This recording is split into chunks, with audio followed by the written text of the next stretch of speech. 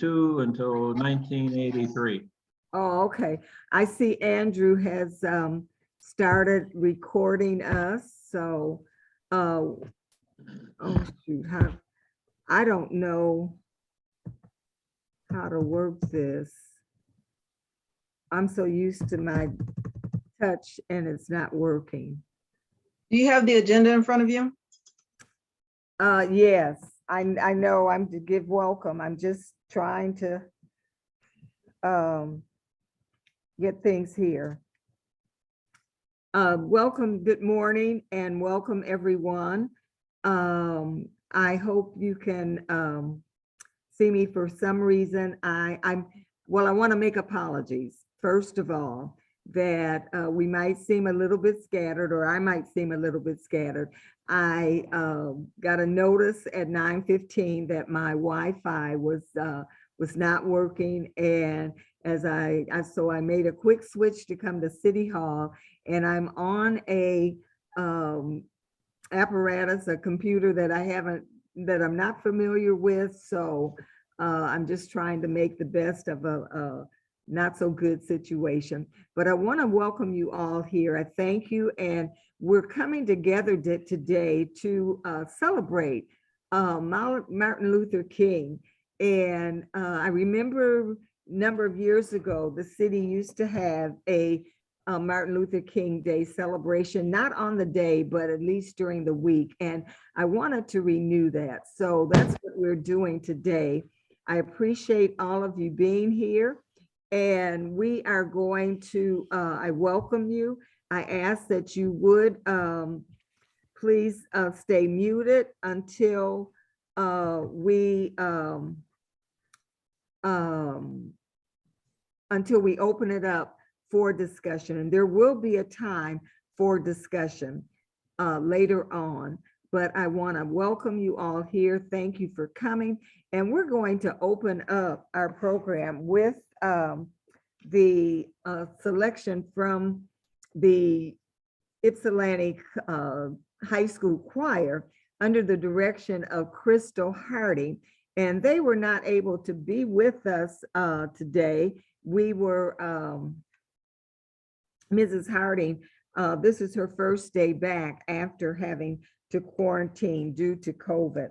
I'm commented to someone this past week that something so small that we can't see it with the naked eye is holding us all hostage. And that's not good, but we will get through this. We are going to get to the other side of this whole COVID situation. So Andrew, if you would, please play the selection.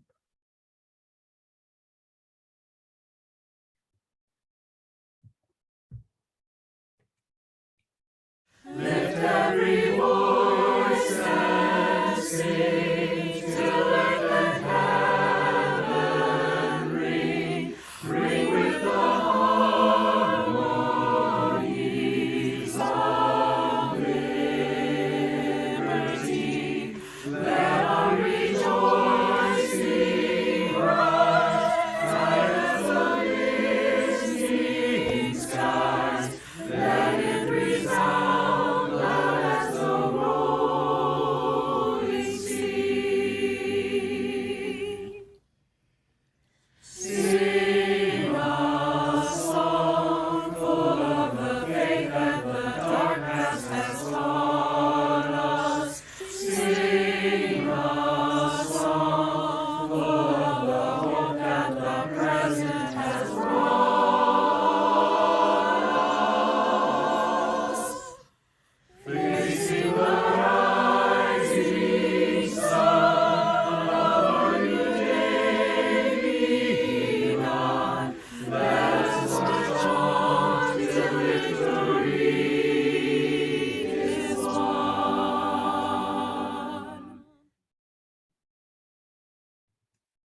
Thank you.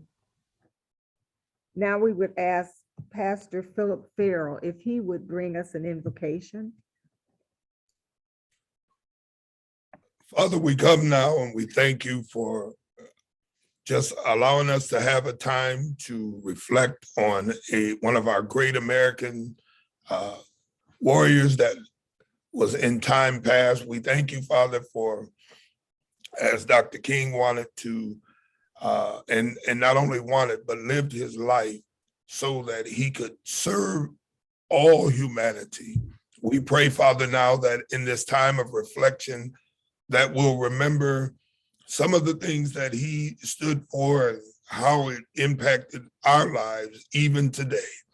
He said, if I could help somebody as I pass along or cheer somebody through a word or song, if I could show somebody that they're traveling wrong, that my living won't be in vain, Lord, we just thank you for the accomplishment we've been able to achieve in our lifetime. And we just thank you for how Dr. King impacted Ypsilanti and this area.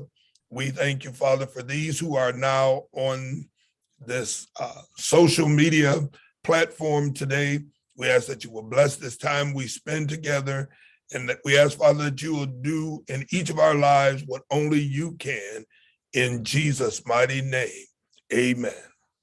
Amen. Thank you, Pastor Farrell. I really appreciate you bringing us that beautiful invocation. Now I want to introduce our panelists that we have with us.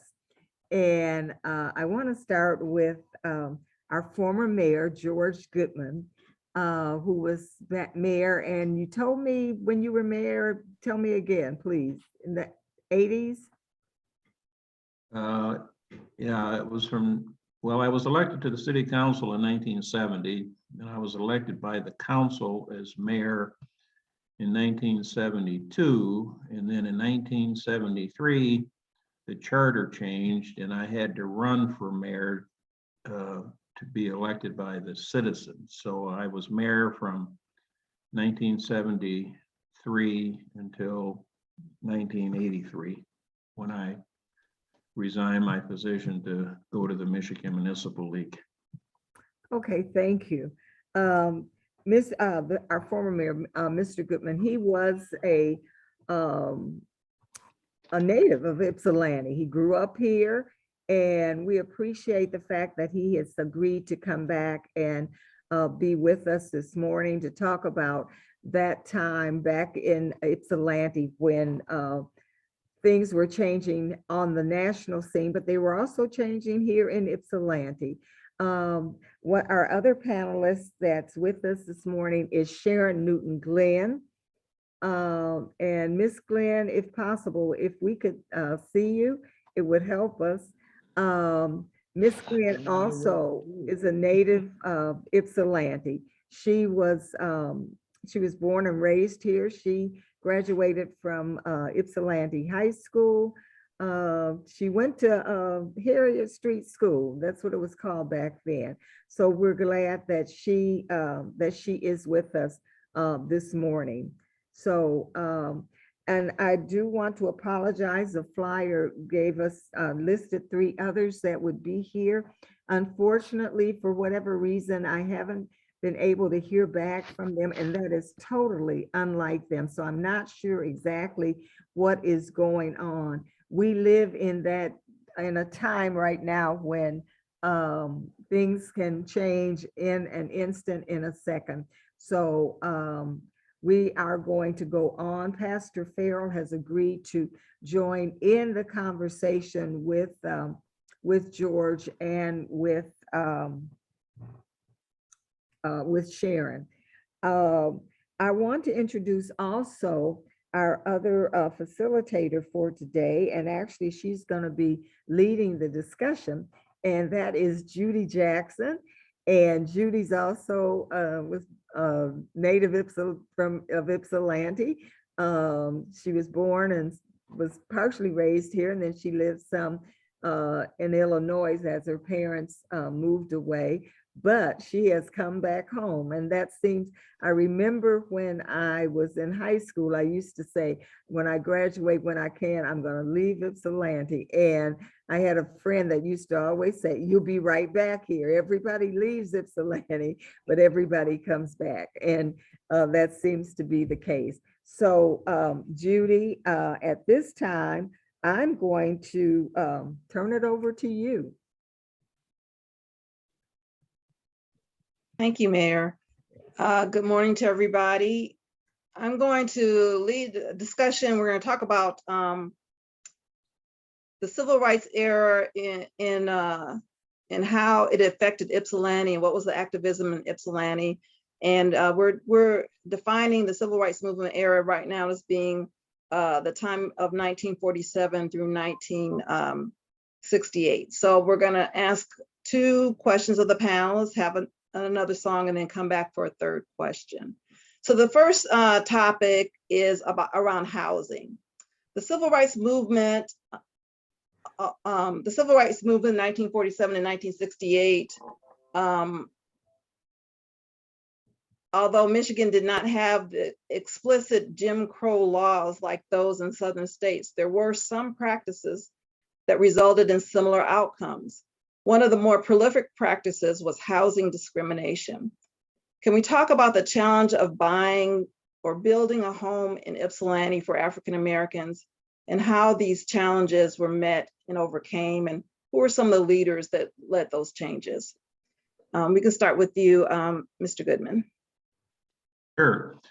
First of all, it's nice to be with you. I'm always delighted to have the opportunity to get reconnected with people from my hometown, and it was great to see some of the longtime connections now that the next generation of our families are here.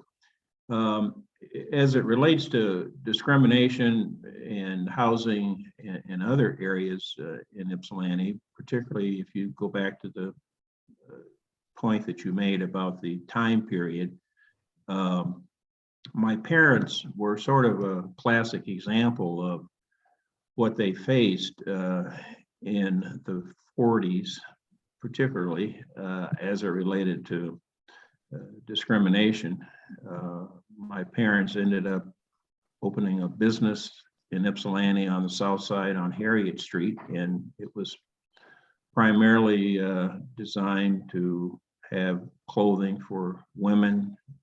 My parents also had a beauty shop. And one of the reasons that they decided to open the shop is because while there were stores in downtown Ypsilanti, particularly as far as the apparel was concerned, they could go in and look at clothing, but they were not allowed to try them on.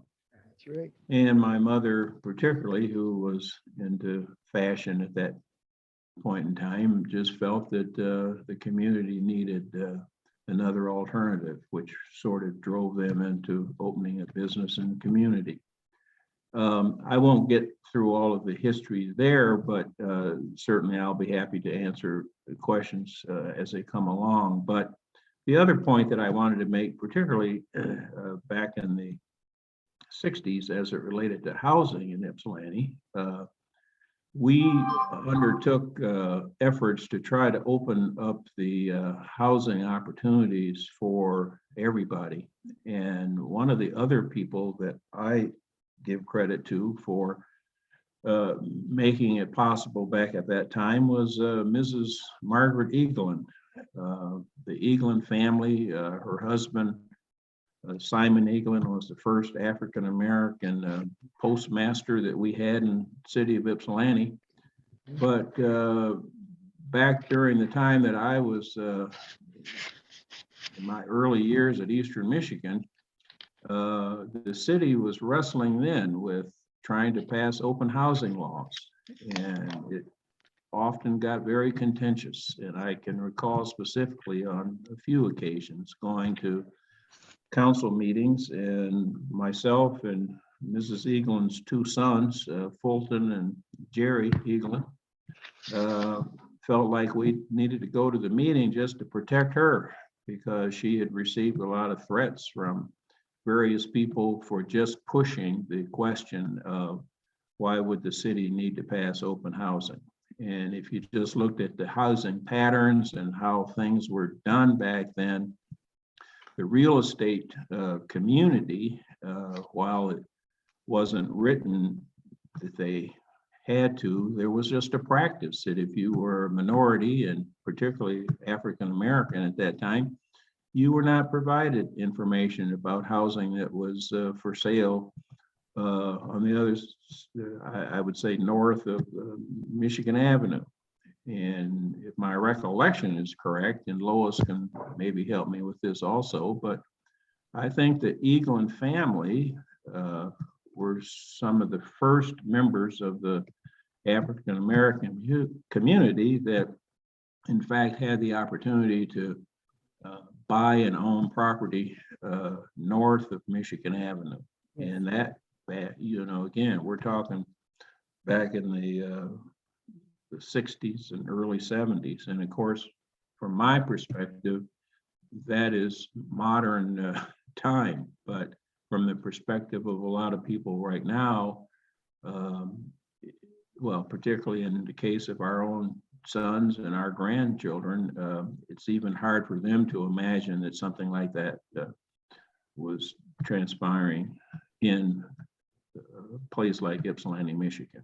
So at any rate, the banking community did not provide loans to African Americans. My parents tried to get a loan when they built their business and they were unsuccessful. They then were able to finally build. They basically bought materials, they stored them on vacant property until they had enough to actually start the construction. So it was an interesting period back then that I certainly can recall. As I said, I'll be happy to perhaps take questions, but maybe I should stop at this point and you know, have others make observations. Sharon, Glenn, I don't see your face and stuff. Can you add to this conversation about housing? Sure. Can you hear me? Yes. Okay. Thanks, George, because I remember that time when we couldn't Hi, buy our Sharon. clothes. I loved your mother for having this shop. But Nice to hear you, Sharon. can you hear? Yes. Okay. Yes. Well, I remember my parents, we lived on Jefferson on the south side of Ypsilanti. And my parents basically shared the same experience in trying to build a home and get it financed in Ypsi. In fact, my mother got on a train and went to Chicago to the Black Bank to get a loan to finish our home. And some kind of way they found out she was there and she came back and Ypsilanti Savings gave her a loan because they didn't want the Black Bank to come to the area and start financing homes. So Ypsi Savings gave her a loan. And that was in 1943. So they claimed that she was the first Black woman. And my father had just passed away, so she got a loan from Ypsilanti Savings Bank. There's so much history in Ypsilanti. Okay. Sorry about that. But I think about Ypsilanti as a kid, and I think about Harriet Street, because there were Black businesses, from Amos Washington's grocery store, a pool hall, a pharmacy with a Black pharmacist. we had the Place, which was a teenage club. And we had restaurants. I remember Cartwrights, and they had a little thing in the front of Cartwright's restaurant where Reliable Cab operated their cab company. And there on Perry and Harriet, we had a fish market. So, and we had a tailor, a seamstress right on Harriet Street.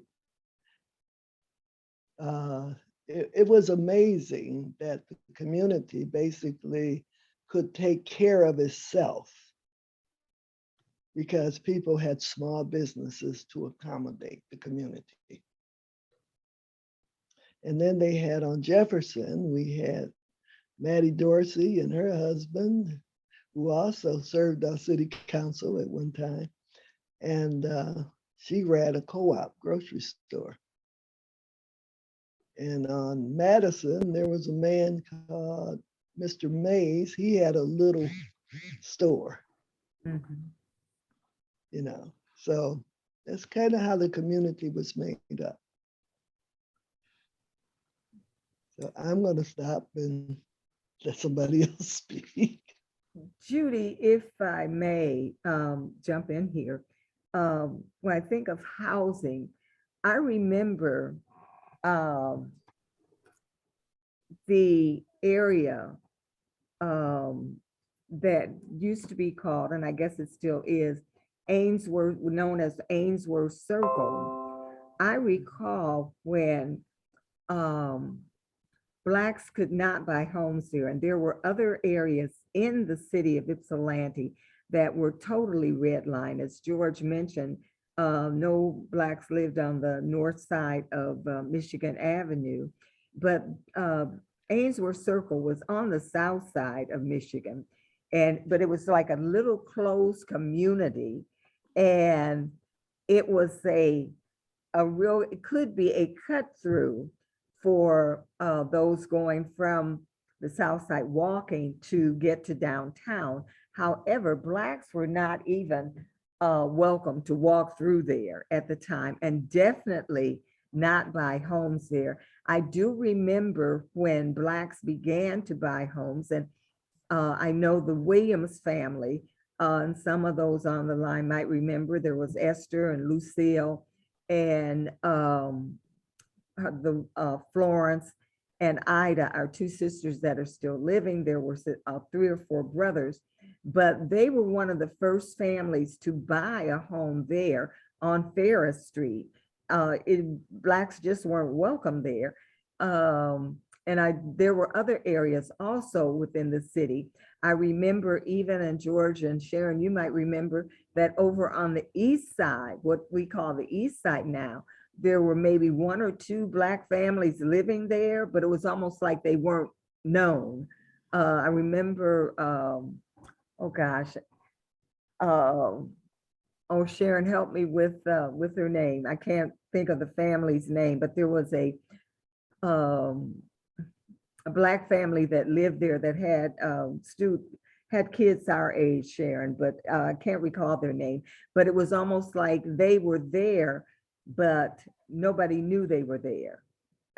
They did come to school and all, but it was amazing how, even though Ypsilanti did not have, as was mentioned, Jim Crow laws per se, but there were Jim Crow practices here in the city.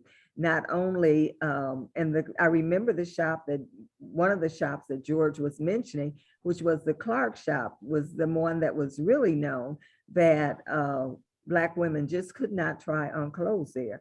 They sold a lot of children's clothes also, and I don't believe they could go in and kind of hold the kids' clothes up next to the kids, but they were not able to try them on. So Ypsilanti, I remember particularly Hobbs, and I really kind of laugh about and chuckle at it. When Blacks could not go into Hobbs and sit down and eat, it was a place they had a window, and we could purchase from the sidewalk. And that back when I was in high school, and we had to go and walk across town to get to high school. From junior high on, we walked across town. Bus service was provided to white students that lived as close as 3 or 4 blocks from the school. However, we walked, it was a good mile that we walked, and for me, and I think probably for Sharon coming from Jefferson, it was even a little bit further. But on the way home, we would put our little pennies together and go by. They would sell us a bag of lunch bag size full of French fries for about 15 cents. So we would put our little pennies together and squirt ketchup on them, and all of our little dirty hands was going in the same bag eating these French fries. And I think about it now and think how silly we were, but we just didn't know. We didn't know. I remember back during that same time, and this was in the 60s, I said the late 50s and early 60s, Blacks were not welcome in the Balmer, you know. And I do, when talking to some older Blacks, some around my age, they still won't go to the Balmer, and some still won't go to Hobbs.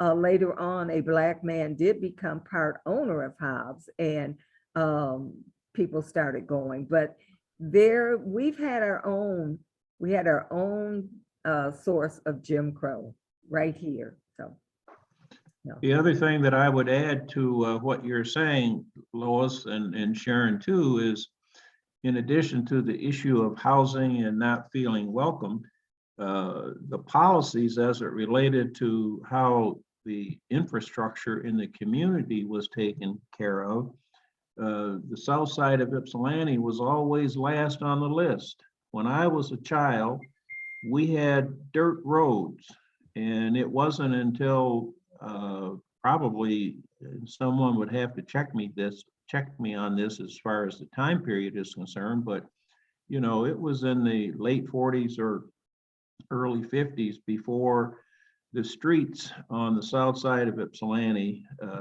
got actually paved with curbs and gutters.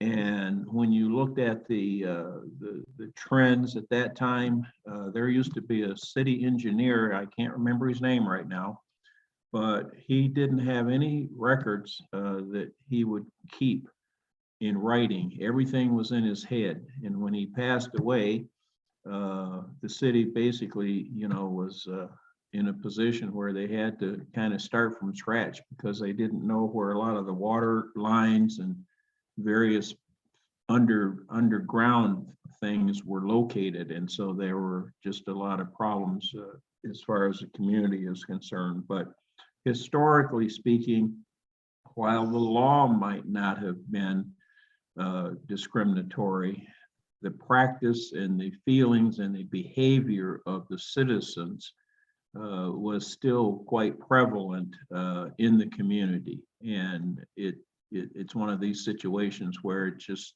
gradually going to take more and more of us to remind people that when you've lived in a community like that, it's a generational change. And some of the current discussions that we're having about the so-called critical race theory, all we're trying to do is to remind people that there's reasons why people have the feelings that they have now, because all you have to do is turn back the clock for a few years and you can see if your forefathers were treated in such a way, those feelings sort of continue to linger, and you just simply education and getting people to understand why we have certain types of feelings that just come to the surface when we see some of the current day activities, you know, that are taking place both at the state and the national level. That is so very, very true, George. It's amazing. Pastor Farrell, did you want to add something in here? Well, you are going way back before my time. I was a little boy. I wasn't born in the 40s. I was born in the late in 57. I do remember I grew up in Ypsilanti. And to add to what you said, Lois, a moment ago, and just joking, I always tell people all the other states, excuse me, that they grew up in are good places to maybe to be from, but Ypsilanti and Michigan is a good state to be in. And I do concur that what I love about, I remember the stores and things on Harriet Street. I remember the old pool hall, and as we, I remember Cartwright's, I remember eating breakfast. I think it was wasn't there a place called the Blue Haven or something on Harriet? Blue Haven, right. Yeah, I remember in the stores, and so many people had like corner store or stores in their home. We lived on Hawkins, right at the foot of where Frederick came down. And I remember Miss Anderson had a store in her home just off of that. And I remember the long walks, even going to school from, after they integrated or busted us out of Perry School. We were one of the first, when you talk about housing, as Ms. Jackson was asking about, we were one of the first houses that were built on Hart Place when they started building up there right off of 2nd Avenue and a small place.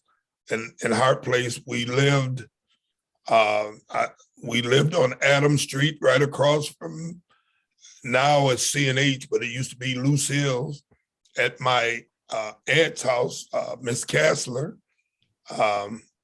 And after our house burned down on Hawkins. And so I do remember some of the challenges, but I can't go back beyond. I mean, when a lot of things that you all might have been talking about, I think some of the people that was instrumental in housing, even when I remember, were some of the people like the Rutledge, I think it was, that did a lot with the community, Park Ridge Community Center and up in that area. And I remember Armstrong and what we called the projects up there on Harriet and First and Armstrong and a lot of that. So I remember walking to, when we went to walking to West Middle School, and what Lois referred to for Black kids, we had to walk a long way to get to the school. And then I was a part when they did start busing us to the high school, but we had to walk many days. We were the second class to graduate from the new high school, but we used to have to walk down to the old Ypsilanti High School. So I do remember walking down to Cross Street, and you just get with some of your buddies, as Lois said, and you pick up people on the way, and just walk as a group, and you had to pass through certain things. So I do remember that, but I can't go back as far as the rest of you. So. That's okay. You the youngster on the screen. That's right. Yes. But I'd like to go back to what George was saying about the streets. There is a club that was started in 1904, the Palm Leaf Club, and the Palm Leaf Club started as a trustee helpers group at Brown Chapel AME Church, which was there on Adams Street, and has its own history. I guess it was a stop on the Underground Railway. So, but that's another story for another time. But George talked about streets being unpaved.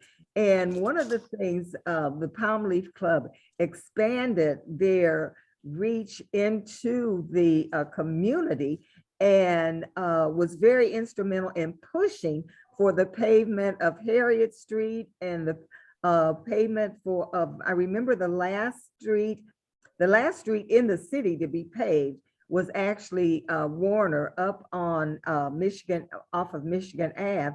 But the last street to be paved over on the south side was actually Frederick or Warden Street.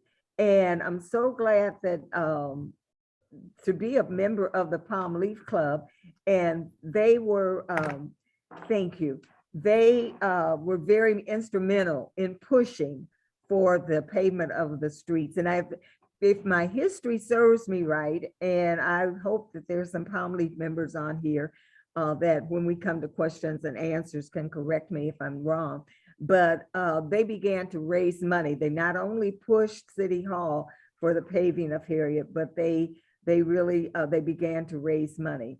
I was a little girl. I remember them when they paved Harriet Street. So we've come a long way, but we still have so far to go.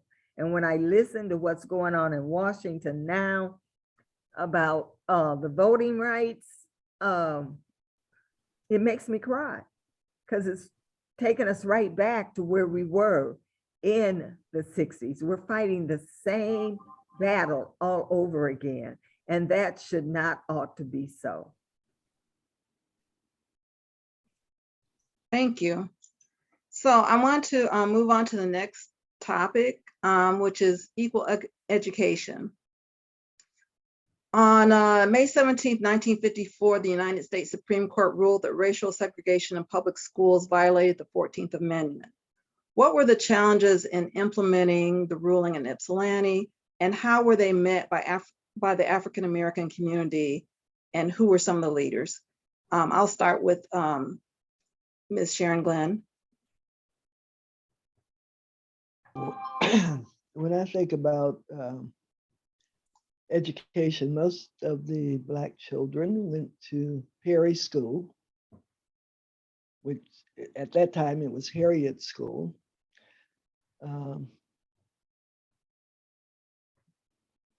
We also had Roosevelt, and George could speak to that. Most of my cousins went to Roosevelt. But public school, there was something to be proud about going to Harriet School because it was an all-Black school, although they had mixed teachers.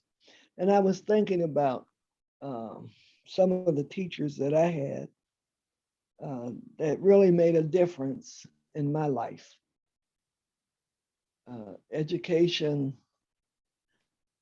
we got used books sometimes. We didn't always get the new books, but it was the teachers that made the difference in our lives because they added so much to the curriculum at Harriet School. They wanted to prepare us. They always said, I got to prepare you to go to Ypsi High so you can compete with any other student there. And they did it. You know, I think about Bernice Kersey, Mrs. Vest, and Olive Evans. And there's just so Mrs.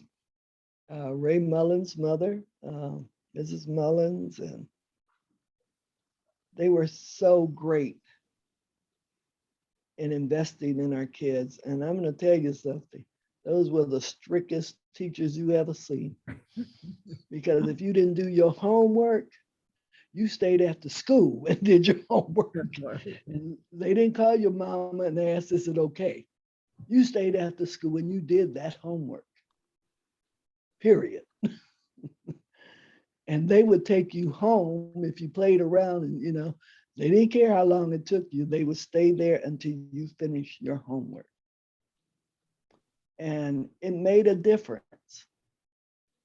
And they introduced you to new ideals. And, you know, because it was always like, we would go to college to be a teacher or a nurse or, you know, but no one said you could be an engineer. or in corporate America. But those teachers at Harriet School introduced us to so many walks of life. But when we got to high school, because we didn't have middle schools then, we had 7th through 12th grade. When we got there, we was introduced to janitorial work, nurse's aide. No one would ever imagine that we could be a reporter or, Right. like I said, an engineer or anything. So that made a difference to the children. And so many kids would drop out of Ypsi High because you never could earn enough credits to graduate. I remember the class of 1957 had more blacks in it than any of some of those kids were 20 years old. They did not graduate because they would fail them in some stupid class like driver's ed.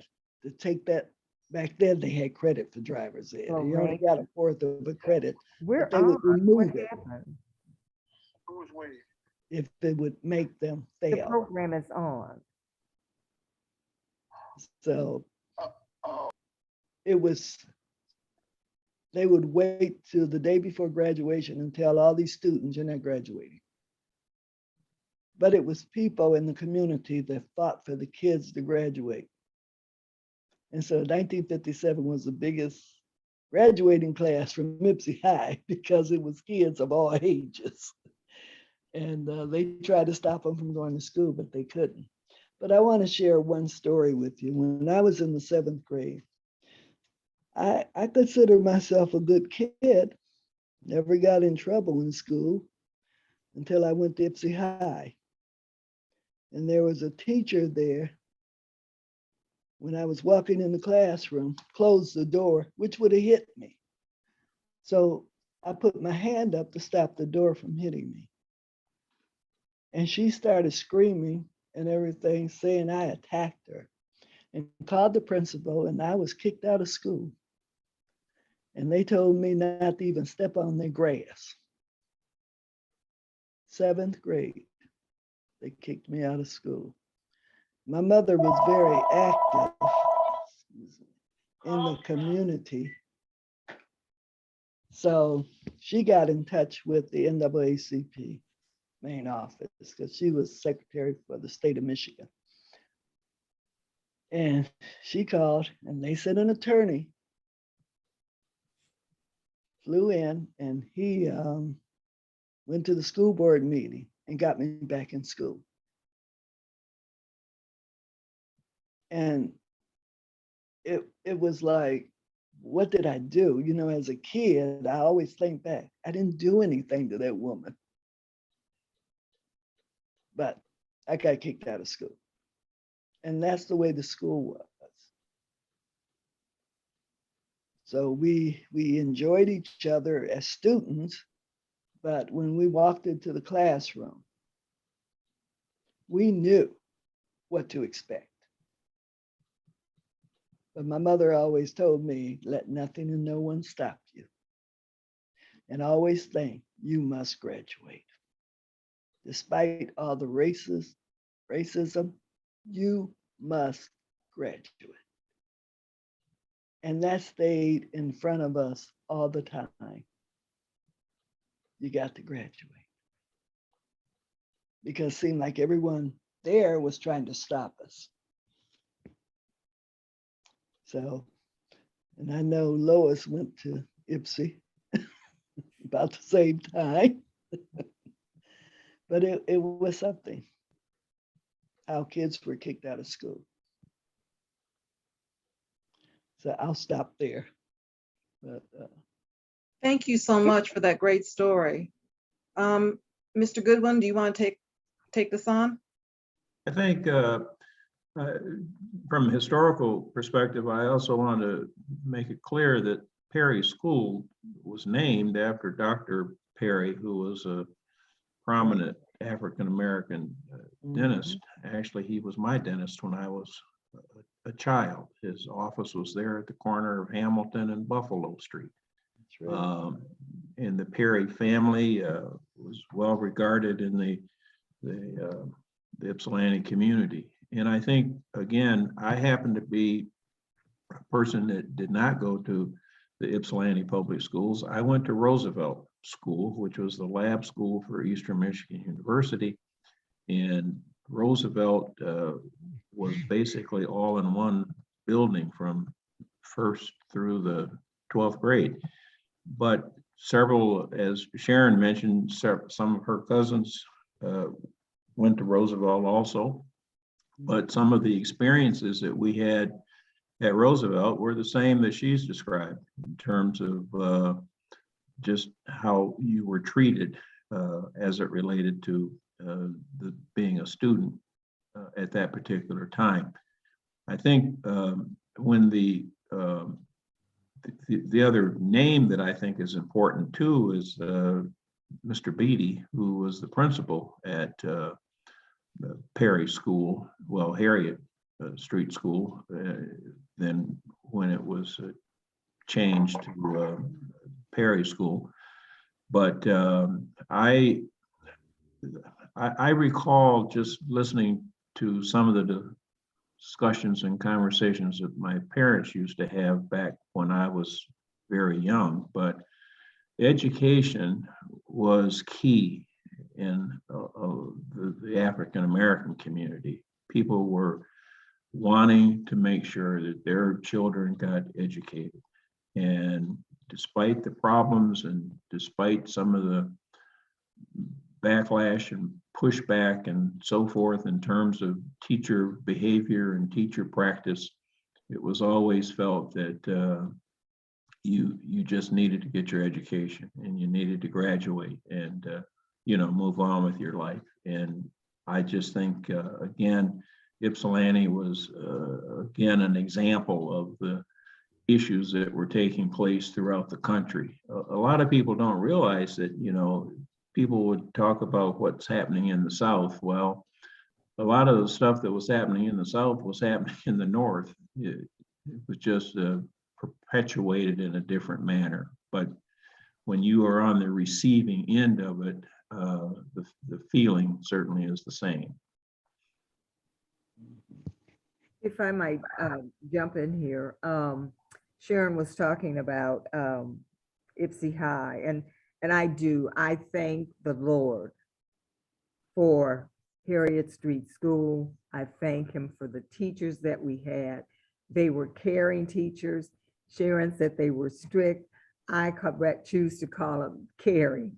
They understood what we needed to get to where they knew that we needed to go.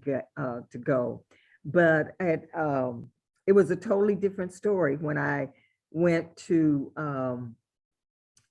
7th grade down at the old Ypsi High.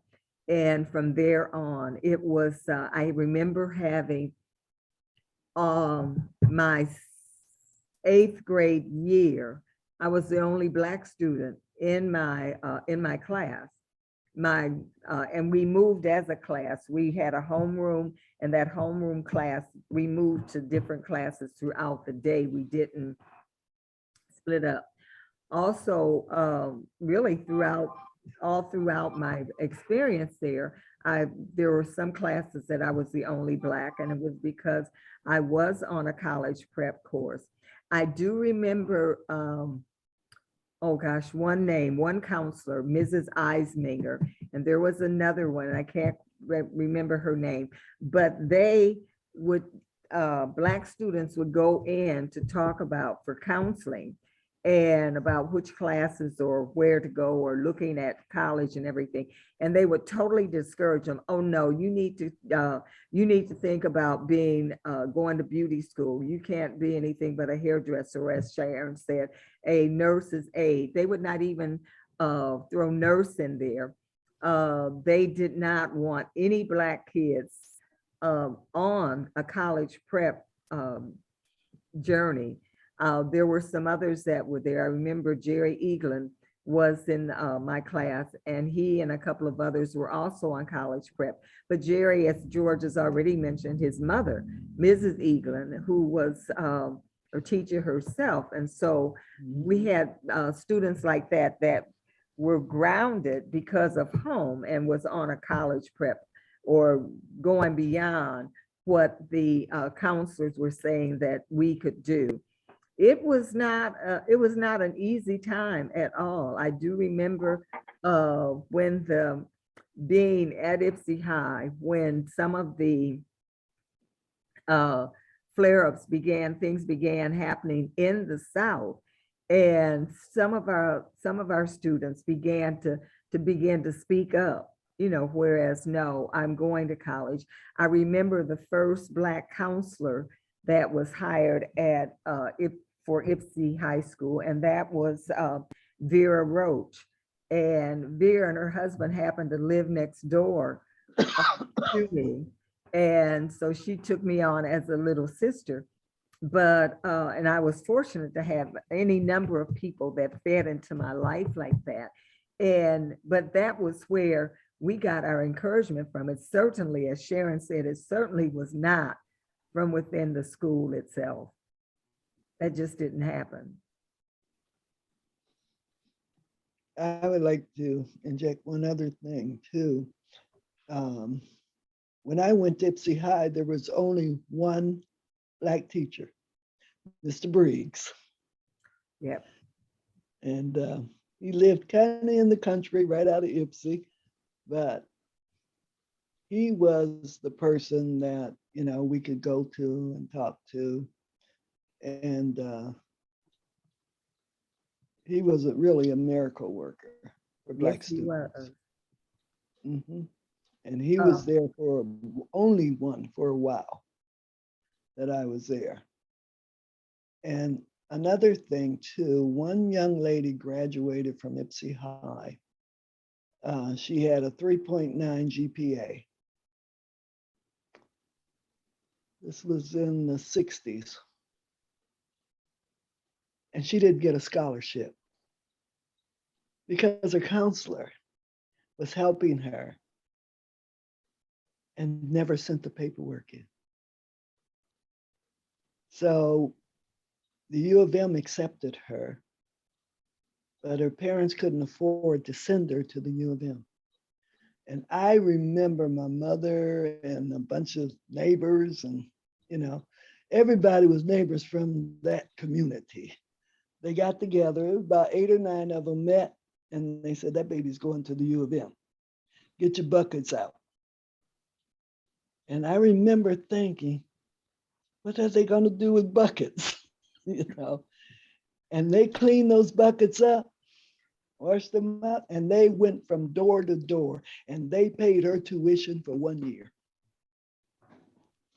while she applied for scholarships and everything, but she went to the U of M and graduated from there. And that's how the community supported one another. And Sharon, unfortunately, it's still happening today. Because I just got another kid, didn't get a scholarship. She had a 4.0 for one of our high schools. And I told her to write me a letter of what she wanted to do with her education. And she did, and I had to get a dictionary to read it. But when you talk to her, she was so down to earth. Well, I sent them to everybody I knew, like Ford Motor Company, General Motors, because she wanted to be an engineer. Chrysler, anybody I could find in the phone book, I sent them information on her. And she got a scholarship. She went to the University of Michigan for her first 2 years, and then she went to the University of Germany and finished her degree there. But this happens. It happens too frequently to our children. So, Thank you. And And go ahead, Reverend Farrell. if I may just interject, now, of course, I was some years later, but I remember when we, and I concur with what had been said about then Perry School, we had teachers who really cared, and they were like mothers or big sisters. It was mainly women teachers at that time, but and they made us. I remember Miss Forbes and Miss Valdez and Miss Rosebar and some of the ones who and Mr. Beatty. I was there, and when we went, I think it was in maybe '68 when we bused to Estabrook, and you can begin to see the difference. You know, and certainly we were prepared, but I was one of the ones that, like, as Lois was talking about, when I went to Ypsi High, I was in college prep courses, but I didn't have good counseling and stuff. I had good grades, but you don't, if you don't know, you don't know. I didn't know you had to sign up. Nobody ever told me for scholarships. So we're at the Honor Society, and I'm wondering how are these people getting scholarships? I thought they sought you out, and that's how you got a scholarship. And I'm looking at people who didn't have the grades that I had. And another thing that Lois had mentioned, I did receive $1,000 scholarship from Palm Leaf. You know, that was one of the only ones that I received. And I ended up going to a Bell and Howell school in Ohio because I wasn't really, I probably in hindsight would have went to a 4-year college and got an engineering degree, but I didn't know. And, you know, so when you talk about the disparity in education at Ypsi High, I've tried, and my wife is an educator, and we would talk a lot with our children about, you know, being prepared and understanding and how to get scholarships and different things. That's one of the things I definitely missed going up at the high school, because it was too late when I found out what you needed to do, but unfortunately, and that's one of the things that now that I'm a pastor in the area, I'm big on trying to tell us how we need to get back and network and work together, sharing what we've learned down through the years, because it's not what you may know, it's who you know in many cases that opens some doors for you. And so when we talk about the disparity in education, you know, we didn't understand, we heard of it with the racism and the different things, but it amazes me when I look at the things that's happening today. How can we be in the position that we're in today, all these years later, when, you know, we're supposed to be on equal ground, but you know, what's happening in our society that you still don't have, they're trying to suppress, you know, voting and all of these things, and because we don't understand how to leverage the things that we should be doing, and even when we look at positions of power, how can the parties, the political parties, be so different today? And I mean, and that's a whole nother thing. I won't go off in that, but it all began with what you learn and then continuing to leverage what you've learned down through the years. So I remember seeing, and I didn't know that's what it was then, but if they didn't want you to get different things, you just didn't get it. And so, and you may learn, the hard way. So I'll stop there.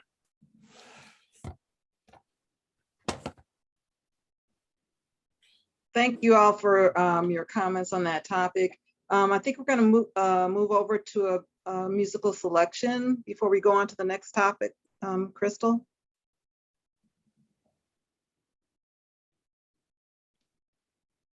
I think Andrew has that. Oh, no, Crystal's on. Here, Yeah. I'm here.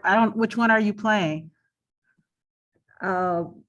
Runaway is the last one. So whatever the other one was, I'm not sure. Okay, so the next one would be Yezu Tawa Kano, which is a folk song from Zimbabwe. And it basically means we are here. We made it. We made it and we are here for you.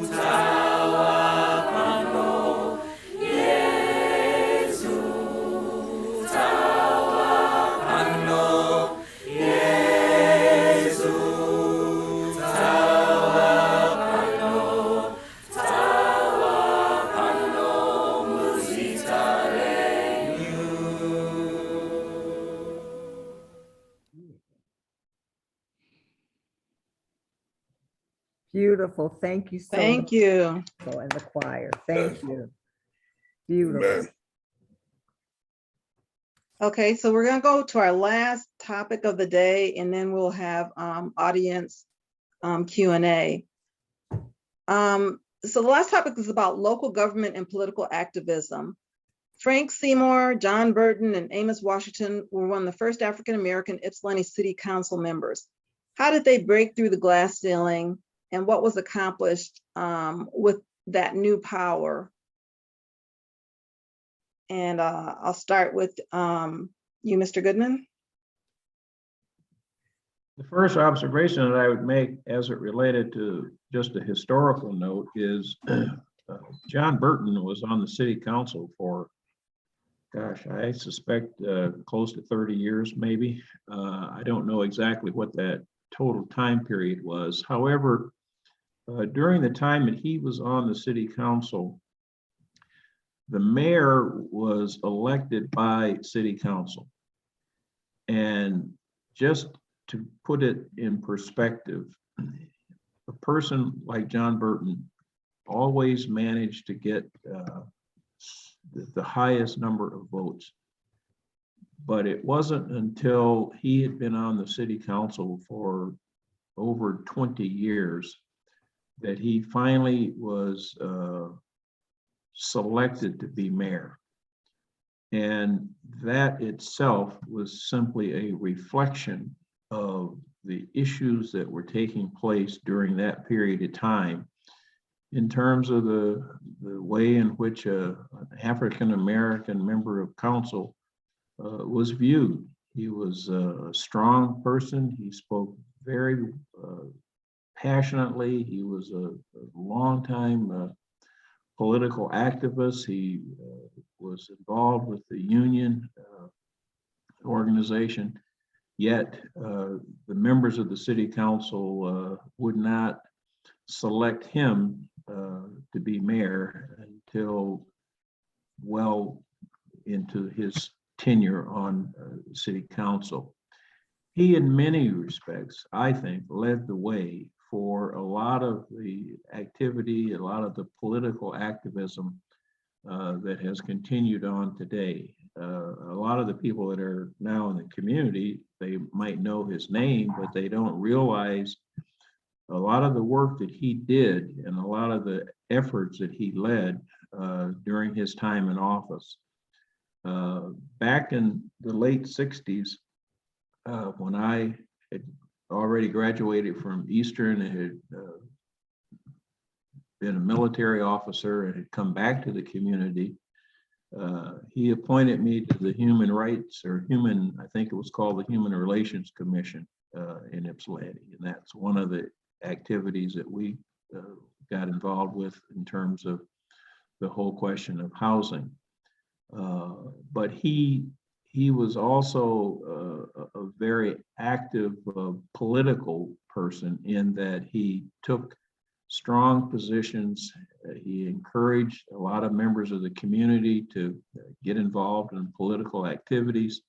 And during his tenure, although it was short, certainly as mayor, he used his role then as mayor to encourage a lot of young people, particularly, to get involved in the community. So I give him certainly a lot of historical credit as it relates to opening up the whole discussion and dialogue in the community, encouraging people to get active.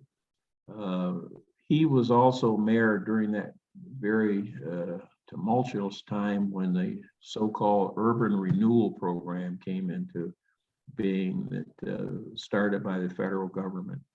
Mrs. Maddie Dorsey is another person that I would put on the list as being an active participant in the community. She took very strong position against the urban renewal program, and a lot of the opposition that she was espousing during that period of time, actually, when you look at it as it related to how the program came into being, ended up being sort of true with regard to a lot of the things that she was opposed to. And I remember she and her husband were arrested because they had erected a large sign down at Harriet and the intersection. I think it was Washington Street or someplace.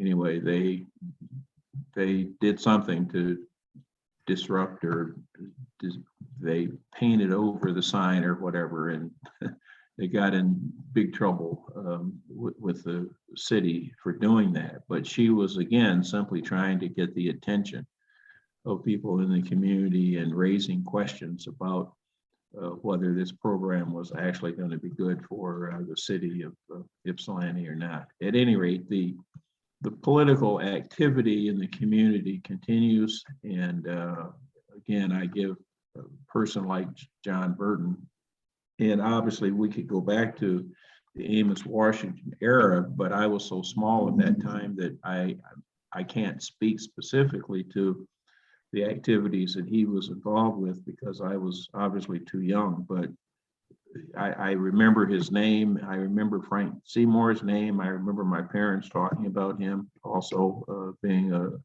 member, I should say, of the city council. Thank you. Ms. Glenn, can you add to that conversation? Oh, a little bit.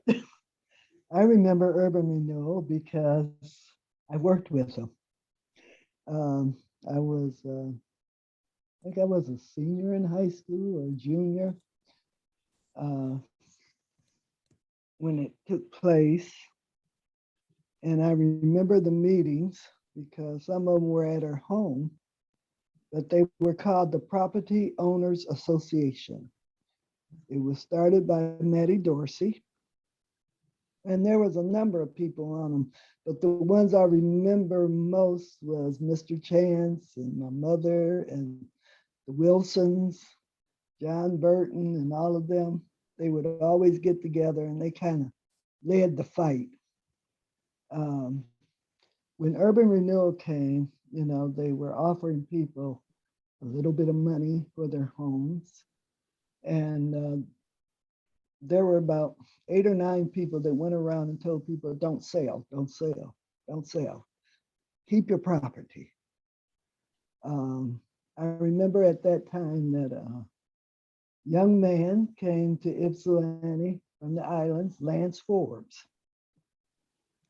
And he was saying, I can get a group together and we can fix up homes and rehab them and you can afford it. Don't sell your property, you know. And so, but the government was pretty convincing. So a number of them did sell. But eventually they decided to take urban renewal to court. But they didn't have any money, so they had to get some money together. And they got Booker T. Williams, who was an attorney in Ypsilanti, to take the case pro bono. And he said he had to have some help. So Maddie Dorsey said, oh, I got some help for you to take notes and do filing in the office. And that was me. They always put me to work. She was good. Maddie Dorsey was a true activist in the community. And she always volunteered me for everything. But I went and every day after school, I had to go to Booker T. Williams' office and file papers and do whatever he wanted me to do on that case. And little is talked about what happened to that lawsuit. The property owners won that lawsuit with urban renewal. But by that time, a lot of people had sold their property, but the few that kept their property, most of them still own it or their children. Because Ypsilanti, we have to remember that Ypsilanti is the prettiest part of the whole city. If you think about it, we're the one city that didn't have the railroad tracks running through our community. I remember laying in my bed looking out over, I think they call it Ford Lake now. We call it Huron River. But it was a beautiful sight to see. I could look from our upstairs from Huron River all the way over to Eastern Michigan. And then there was a hospital to the east. And we could just go from room to room and look at it. The south side is a very nice part of Ypsilanti. And I also remember the Chamber of Commerce coming up with a plan to buy the city. And they offered Maddie Dorsey $1 million for the south side of Ypsilanti. And she said, we're not selling. We're not selling. And we even saw the plans at the chamber's office of what they were going to do if they got that land. And that has been something that Ypsi has done for years. They always wanted the south side of Ypsilanti.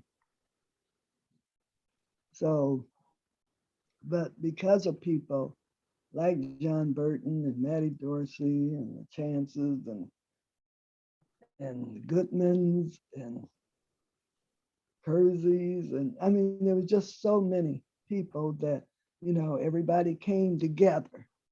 And that was also one thing that was very beautiful about the South Side, because on the South Side, your dentist, your doctor, your teachers lived on the South Side, your business folks lived on the South Side, and people came together. It didn't matter where you lived or how much education you had.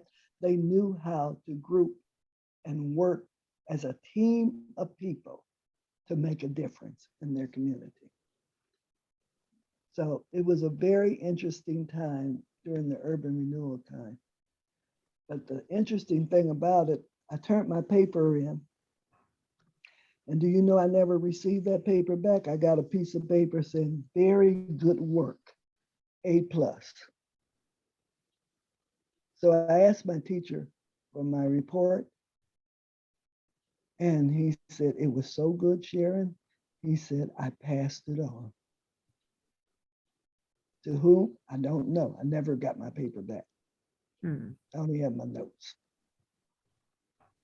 But that was Ypsi during that time. Thank you. And Reverend Farrell, I know you weren't, you're very young during that time. Do you have any recollections about the political activism and that was going on at that time? Not a whole lot. I do remember because my aunt, grand aunt, and grandmother were very involved in the church. And I remember when what Sharon was just saying about not selling the property, because it's always been that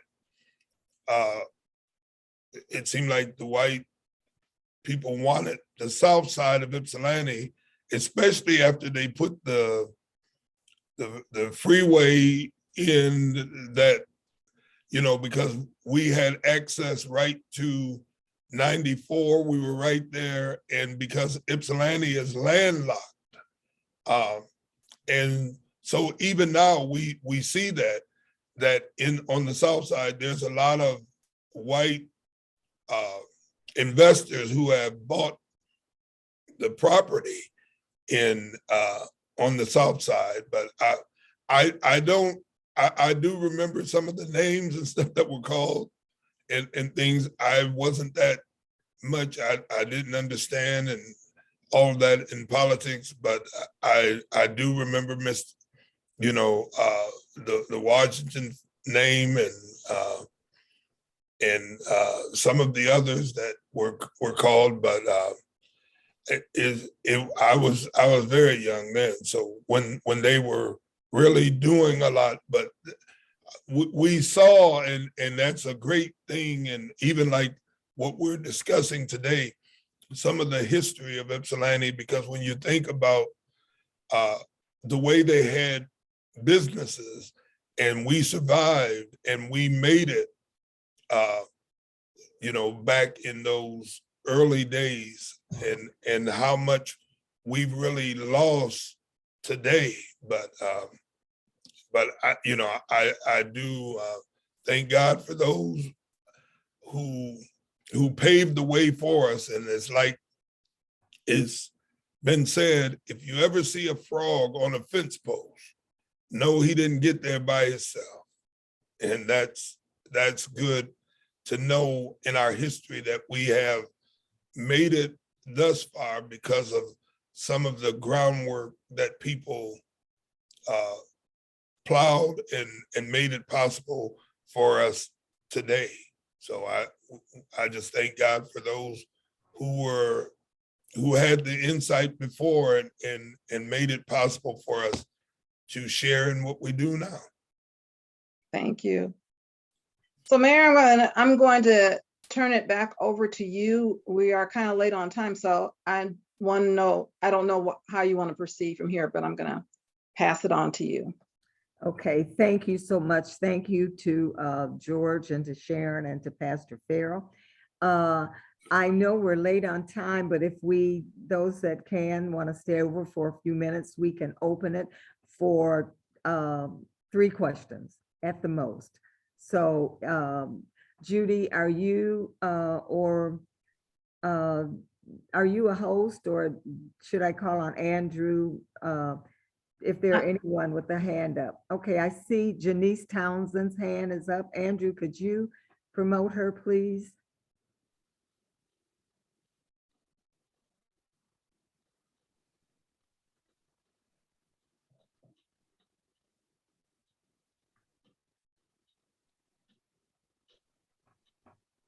Hi, Janice, go ahead with your question. Good morning, everyone. Good Good morning. morning, Auntie Mayor Lois Richardson. I just wanted to say this is an excellent program, and I appreciate you all so much for all of the information that you provided. I'm a local realtor in the area, and also I sit on the Board of Education for Ypsilanti Community Schools, and I wanted to note 2 things. You talked about urban renewal, and as a child growing up in the 80s and 90s, I see the effects even today of how we've had so many people. When I was growing up on the South Side, families owned multiple properties. And of course, during the 2008 to probably 2017, when we had the big foreclosure boom, and I actually worked for Fannie Mae, and it saddened me that I had to do a lot of foreclosures on properties. And my first question is, how do you all, what do you think was the difference between back then and now? I know this answer, but I just would like your perspective on why there was such a push for home ownership versus now. And then my second thing, I did want to highlight something that Pastor Farrell talked about in regards to students having lack of knowledge of what resources are out there in regards to scholarships. I think what I did want to point out is, although it may be difficult to hear about some of the things that our students had to endure during those times and may still be enduring, the biggest thing is making sure that we don't repeat the past and making sure that all of our students know what's out there and available. And Ypsilanti Community Schools is working towards that. And we actually have, they started last year during their Black History series, the Divine Nine organizations and other Black organizations. We do a virtual scholarship program, and it talks about the many historically Black organizations in this community, whether Greek or non-Greek, that provide scholarships. And Palm Leaf Club is one of that. All of our sororities and fraternities, as well as our Masons, Eastern Stars, Jack and Jill. And that program is on Thursday, February 10th. It will be via live Facebook on Ypsilanti Community Schools Facebook page. So we will definitely make sure that the city and all of the other municipalities has that information for our students. But back to the question on urban renewal, what do you feel was the difference between then and now of why homeownership was advocated so much? Thank you. Thank you. Who would like to take that question for Janice? Well, it seems to me that historically, home ownership and property ownership goes hand in hand. And part of the issue as it relates to the role that many of our foreparents went through was it's all well and good to have a place to stay, but if you don't own it, you don't have control. And I think part of the whole strategy was that more and more people were encouraged to be property owners. And once you own property, it's an investment. It's an investment not only in terms of where you live, but it's an investment in terms of something that you should have for a period of time. And to the extent that the government was allowed to come in and offer money, you have to look at the situation behind that. They were trying to buy property, but the reality was a lot of the people that lived in the communities then, certainly I can go back to the history of my family, had the banks been in a position of lending people money back then, they would have had the opportunity, they would have had the dollars to be able to not only buy their properties, but to keep their properties in the conditions that they should. So when you deal with renters, when you deal with people that do not own their own property, I think the person's behavior is simply changed. And a lot of we used to refer to them as absentee landlords. And when you looked at a lot of the property on the south side of Ypsilanti when I was growing up even, and a lot of the people that lived there that were not aware of that, but a lot of the properties were not owned by people that lived in them. It was owned by other people. So I think the whole thrust has been to encourage people to become property owners so that they have an investment themselves that they can sort of hang on to and watch that value increase over time. Does anyone else want to add quickly to that for the sake of time? Janice, does that kind of answer some of your question? Yes, thank you so much, Mr. Goodman. Thank you. Okay. We have a question from Talani Glenn.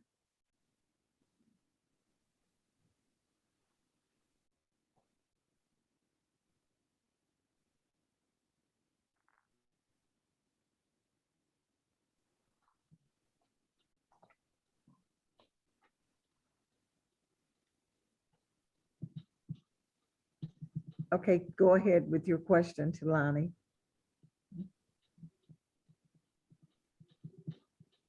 Hi, I'm sorry. This is Talani Glenn.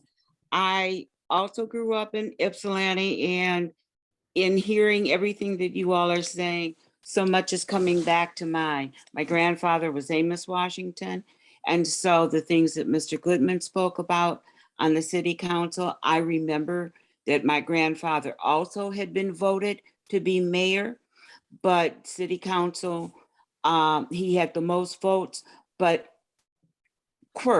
Daniel Quirk, they gave the mayor to him instead of my grandfather at that time. Perry School, I've got 2 or 3 aunts who went through Perry School and who taught at Perry School. And I think that this webinar that you all are doing is just really helpful and insightful. But my question is, where do we take all of this knowledge? What do we do with this foundation that we have to advance our community forward from this part? What is it that we can do? I'm presently living in Kalamazoo right now, but my ties are still in Ypsilanti. I'm married to my husband. His name is David Glenn. David was also raised in Ypsilanti, and he also wanted to say something. Oh, thank you. And I also value your opinions and your experience.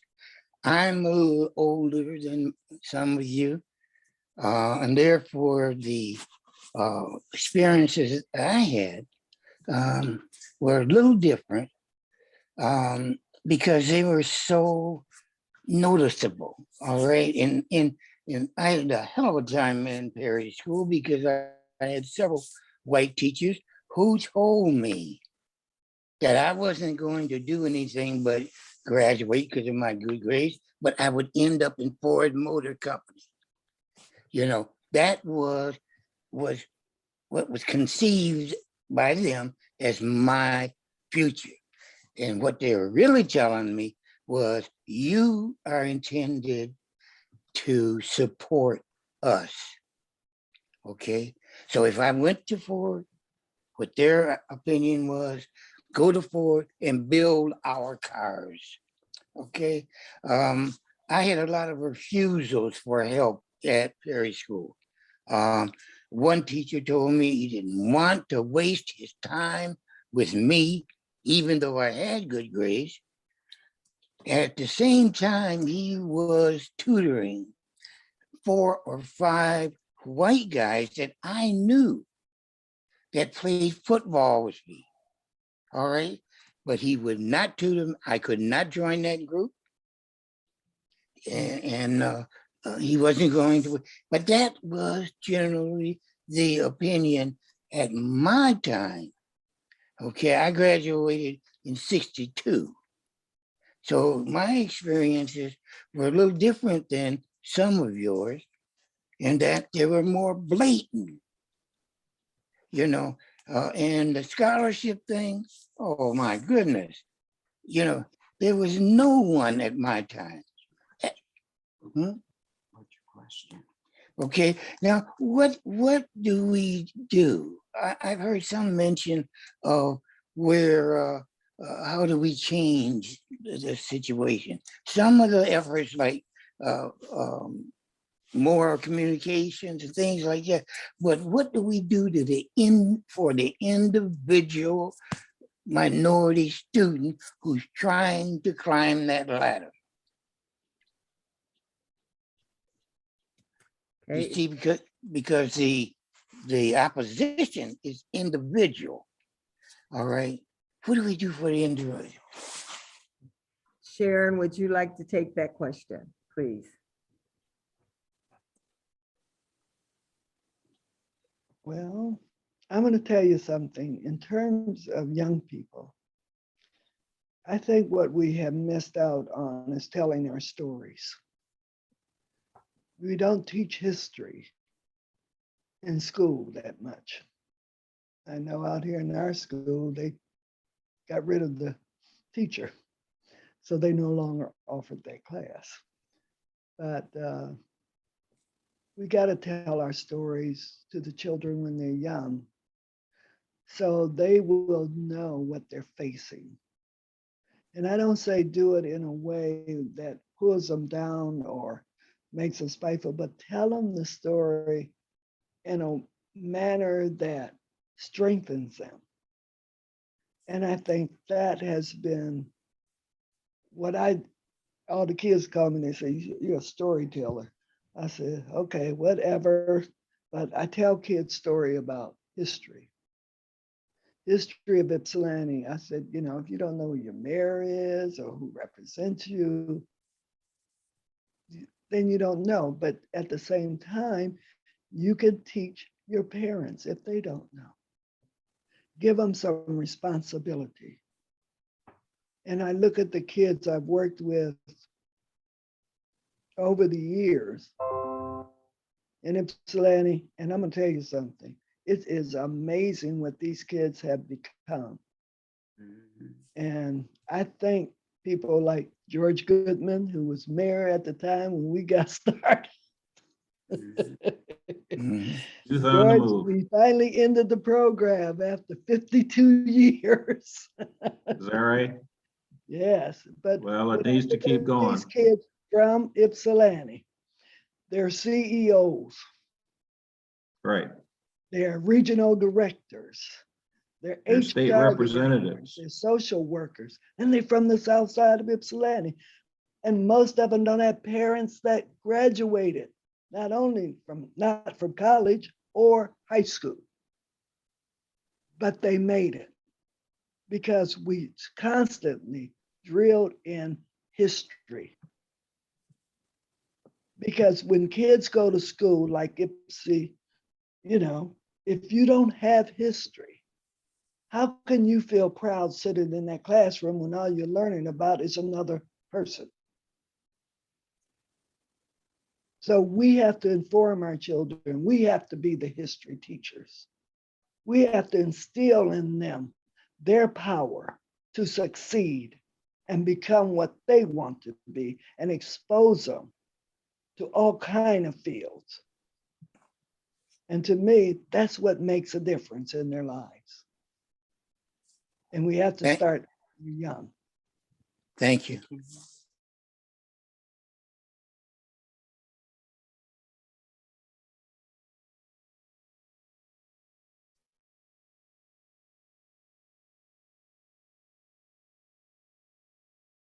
Thank you. To see you out in Kalamazoo for 35 years. I worked as an attorney for the University, Western Michigan. So I've run into a lot of the same problems with older kids at the university. So there's a lot of work to do. Yes, there is. Yeah, but I again emphasize the need to go at the individual. Group dynamics and the work that groups can do is great, and they've done a fantastic job. I remember in passing George and the rest of you doing the thing, but what I have found at high school and at the university level is that there is that ignorance. There is that lack of funds and trust in their abilities. So I as an attorney, I guess I point to the individual versus the group, but that's my thing. And again, thanks a lot for your ideas. Thank you. Appreciate that. Okay, we have time if there's one more question. Are there any other hands raised, Andrew? Yeah, I see any other hands raised at this time. That's the last hand raised. Okay. Well, I will give just a few closing remarks and we will go out with the choir. I want to thank each and every one of the panelists today. I want to thank those the attendees today. And I do want to say, Mr. Mullins did call me while we were on, and he had tech problems. His computer is down. So that's why he wasn't able to join us today. And I know he sounded very disappointed about it, because I knew that even from last year, he was quite interested in being a part of the conversation. And as having served as president of the NAACP in Ypsilanti for a number of years, and during his tenure, the NAAC branch was noted and recognized nationally for many of the projects and many of the things that they did. So sorry he couldn't join us, but I want to thank everyone that's here. Thank you, Judy, in a very, very special way. I could not have done this by myself, and I appreciate your input. This program has been taped. This webinar has been taped, and it will be on the city's website for a period of time so that you can download it and watch it over again, or those that you know that would want to see it that were not here, you can point them to the website. Want to say that, and we do not have the exact date, but we will be hosting another webinar on Blacks in the history of Ypsilanti during the Black History Month. And if we get enough commitments from panelists, we will have at least two webinars during the month of February. We do know that one of the webinars will be on the first Black responders in the city of Ypsilanti. We will be talking about the first and even present day Black police officers and Black firefighters. So please stay tuned to and keep an eye out for the announcement of that webinar and for others to come. And thank you, a special thank you to Ms. Harding she was gracious enough to come and be with us and to bring her youth. There she is. Hi. I just love this lady and what she does with our youth and their singing. So now, Miss Harding, I'm seeing, do you have your choir with you, or are we going to listen to the tape on our way out? Go ahead and listen to the tape. I have two shy students who refuse to get on camera. So our last song is called Runaway, and it was written by a student. His name is Devin Ferguson. Thank you. And happy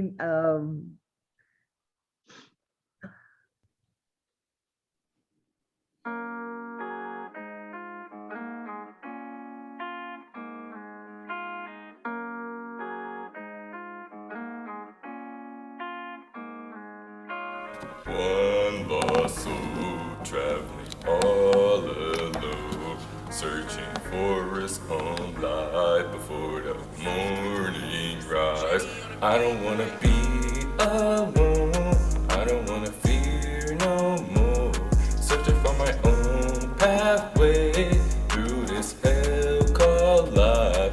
I just wanna feel the breeze through the summer vibe, yeah, I'm feeling it. Let the dark place broke my chains, now I'm beating it. Took a nail, held my ground, now I'm up, I'm feeling it. I just wanna vibe, so I suited up and sprinted off. Run away to your own pathway. Run, lost soul, find your core, and please light the way. You don't know all the pain I escaped, all the things I pushed away. Putting people first, so they cast me over, then I'm cast away. Running with the lost voice to a better land. But I never land, just getting higher than Peter Pan. Trapped inside the void, oh me burned away. New me rose from the ashes, now I'm searching for my living pathway. So just run, lost soul, run far away, and never turn back to the dark age where you felt so much pain. Deep inside this maze, think I'm going insane. One lost soul trapped inside a stupid mind game. Run, lost soul, run far away. Light your inner core and please guide the way. Running through the minefield of my past memories. One step, boom, right back into the void of my broken dream. I think it's time to step up and guide my own flames. Shine that burning bright light onto your new pathway. So just run away on my new pathway. Legends never die, so please don't you cry. Don't you cry. Run away on my new pathway. Run, lost soul, find your core. Please guide the way.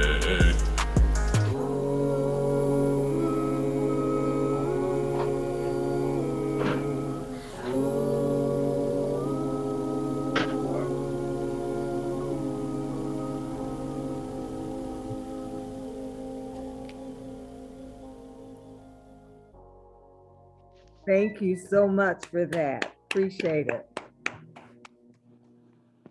Thank you. Run away to our own pathway. So once again, thanks to everyone for being here. We're going to sign off now. Appreciate those of you that were able to stay to the very end. Look forward to seeing you again in February. And thanks, George. Thanks, Sharon. Thanks, Pastor Phil. Thanks, Judy, and thanks, Crystal. Thanks, a special thanks to Andrew and to Tom for being our technicians. Appreciate you all. Thank you. Love you. And tell somebody you love them. Sometimes that's all a person needs that's going to keep them moving on. So grab one of those kids that we talked about and just say, hey, I love you.